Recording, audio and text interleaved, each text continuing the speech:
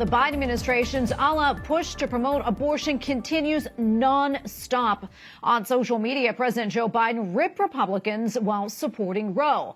And Vice President Kamala Harris flew to the Midwest in an effort to, quote, expand reproductive rights. White House correspondent Owen Jensen reports. Owen? Tracy, good evening to you. Even though Roe v. Wade was struck down by the High Court this past June in a huge win for pro-lifers, it's this coming November and the midterms that the vice president today was clearly focused on, and one pro-life attorney general explained what needs to happen next. At the University of Illinois, Chicago, Vice President Kamala Harris meets with college students and, quote, reproductive health advocates. I encourage everyone to exercise your right to express your voice on this issue through your vote in 53 days. And on Twitter this morning, President Joe Biden posted, Republicans on the Hill are taking us down an extreme and dangerous path. And this one, too. A nationwide abortion ban is dangerous, not just for choice, but for the personal autonomy of every American.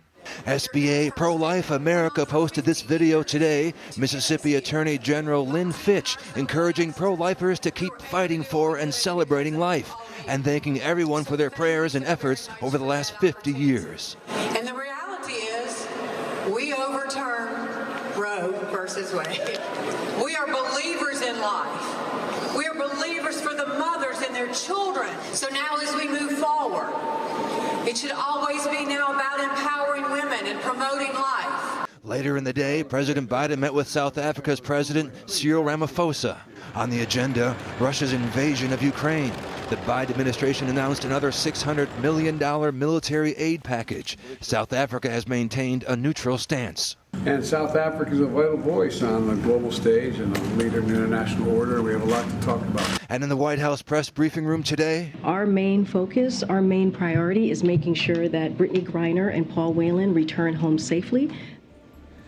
Now, the press secretary just heard from there at the end of my report was referring to the two Americans still jailed in Russia. Meanwhile, President Biden, in just hours from now, heads to London for the funeral of Queen Elizabeth II. That'll take place on Monday. And while in London, he'll meet with new British Prime Minister Liz Truss. At the White House, Owen Jensen, EWTN News Nightly.